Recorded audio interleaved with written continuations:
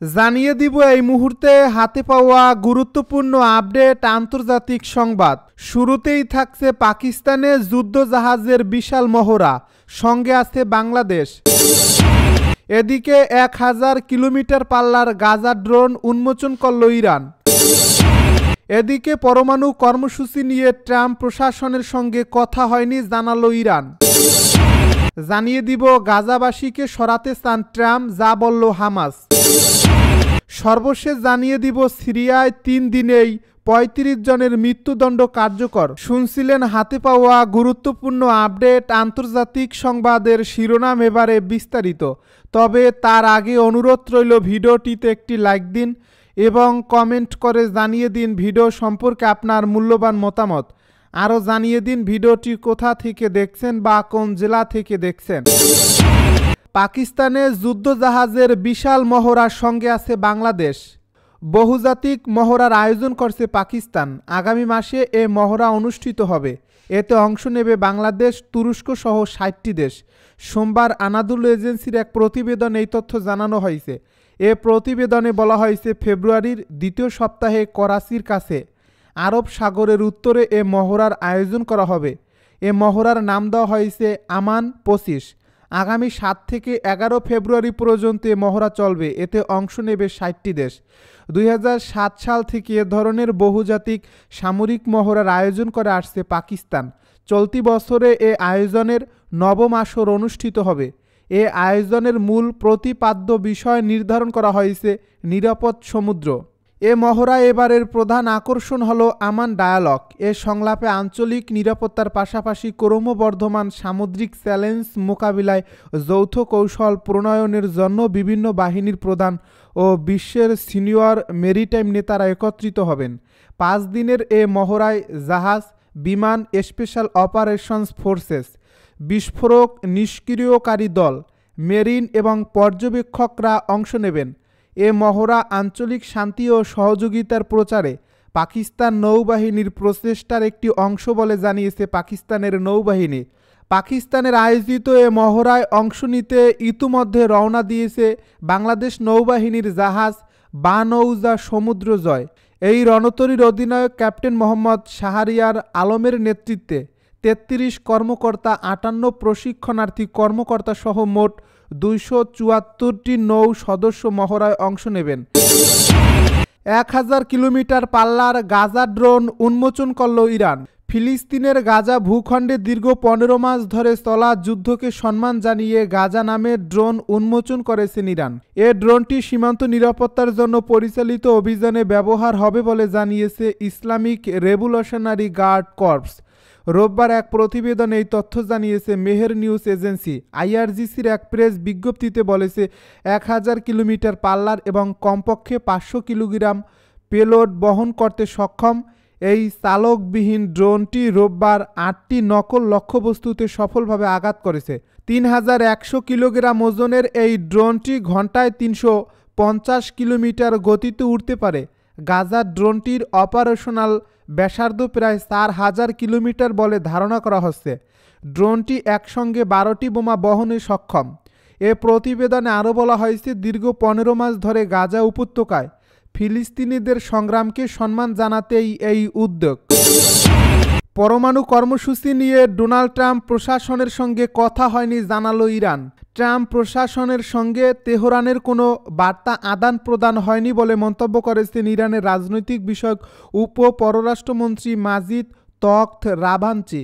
এছাড়া নিষেধাজ্ঞার কারণে অন্য কোনো দেশে ইরানের সম্পদ আটকে নেই বলেও জানান তিনি। সোমবার এক প্রতিবেদনে এই তথ্য জানিয়েছে মেহের নিউজ এজেন্সি। 2015 সালে ইরান এবং জাতিসংঘের নিরাপত্তা পরিষদের 5 স্থায়ী সদস্য এবং জার্মানির মধ্যে joint comprehensive plan of action স্বাক্ষরিত হয়। জেসিপিওএ চুক্তি ইরানের পারমাণবিক কর্মসূচি একচেটিয়াভাবে শান্তিপূর্ণ হবে তা নিশ্চিতের জন্য স্বাক্ষরিত হয়। তবে 2018 সালে ডোনাল্ড ট্রাম্প তার প্রথম মেয়াদে চুক্তি থেকে একতরফা বেরিয়ে আসেন। তবে জো বাইডেন ক্ষমতায় আসার পর ইঙ্গিত দেন তিনি চুক্তিতে পুনরায় যুক্ত হতে প্রস্তুত। এরপর রাশিয়া, যুক্তরাজ্য, জার্মানি, চীন, মার্কিন যুক্তরাষ্ট্র এবং ফ্রান্স 2021 সালের এপ্রিল থেকে এই চুক্তিটি পুনর্স্থাপনের জন্য ইরানের সঙ্গে আলোচনা শুরু হয়।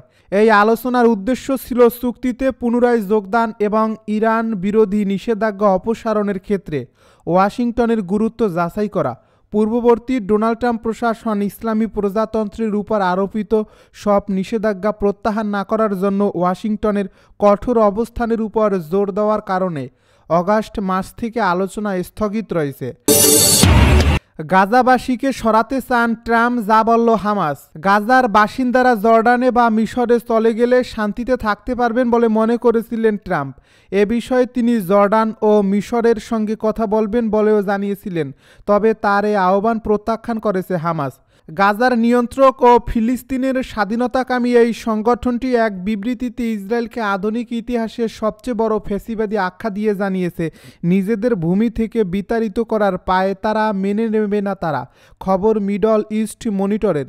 এক বিবৃতিতে ফিলিস্তিনি জনগণকে তাদের স্বাধীনতা অর্জনে সহায়তা করতে এবং জেরুজালেমকে রাজধানী করে স্বাধীন রাষ্ট্র প্রতিষ্ঠায় কাজ করার জন্য মার্কিন প্রশাসনের প্রতি আহ্বান জানানো হয়েছে। এর আগে মিশর ও জর্ডানও ট্রাম্পের এই আহ্বান প্রত্যাখ্যান করেছে। জর্ডানের পররাষ্ট্রমন্ত্রী বলেছেন, জর্ডানের বাসিন্দাদের জন্য জর্ডান আর ফিলিস্তিনিদের বাসিন্দাদের জন্য ফিলিস্তিন রাষ্ট্র। শনিবার মার্কিন প্রেসিডেন্টের ব্যক্তিগত বিমান এয়ারফোর্স ওয়ানে সাংবাদিকদের এ কথা বলেছেন ট্রাম্প। মার্কিন সম্প্রচার মাধ্যম সিএনএনের এক প্রতিবেদন থেকে এ তথ্য জানা গেছে।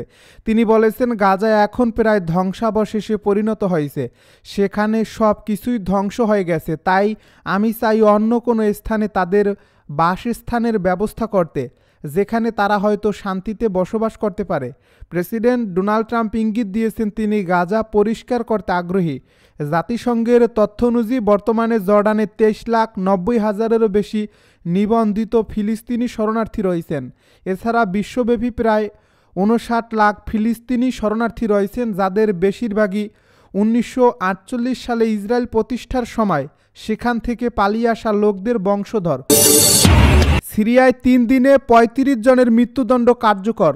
সিরিয়ার নতুন ইসলামপন্থী নেতাদের সঙ্গে সংশ্লিষ্ট যোদ্ধারা গত 3 দিনে 35 জনের মৃত্যুদণ্ড কার্যকর করেছে।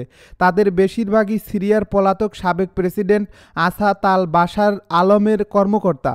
রোববার যুদ্ধ পর্যবেক্ষণকারী একটি সংস্থা এ তথ্য জানিয়েছে খবর আরব নিউজের। গত বছরের ডিসেম্বরে প্রেসিডেন্ট বাশার আল আসাদকে উৎখাতকারী বিদ্রোহী বাহিনী নিয়োজিত কর্তৃপক্ষ জানিয়েছে তারা পশ্চিম হোমস অঞ্চলে অনির্দিষ্ট লঙ্ঘনের জন্য বেশ কয়েকজনকে গ্রেপ্তার করেছে। সরকারি সংবাদ সংস্থা সানা জানিয়েছে কর্তৃপক্ষ শুক্রবার একটি ক্রাইম গ্রুপের সদস্যদের অভিযুক্ত করেছে, যারা নিরাপত্তা পরিষেবার সদস্য হিসেবে বাসিন্দাদের উপর নির্যাতন চালাত। Syrian observatory for human rights monitor জানিয়েছে গত 72 ঘন্টায় 35 জনের প্রাণহানির গুরুতর লঙ্ঘন এবং সংক্ষিপ্ত মৃত্যুদণ্ড কার্যকর করার পরে এসব গ্রেপ্তার করা হয়েছে।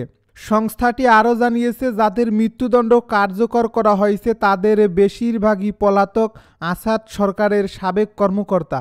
অবজারভেটরি ফর জানিয়েছে হোমস এলাকায় নিরাপত্তা অভিযানে অংশগ্রহণকারী ক্ষমতাসীন নতুন সুন্নি ইসলামপন্থী জোটের নিয়ন্ত্রণাধীন স্থানীয় সশস্ত্র গোষ্ঠীর কয়েক ডজন সদস্যকে গ্রেপ্তার করা হয়েছে।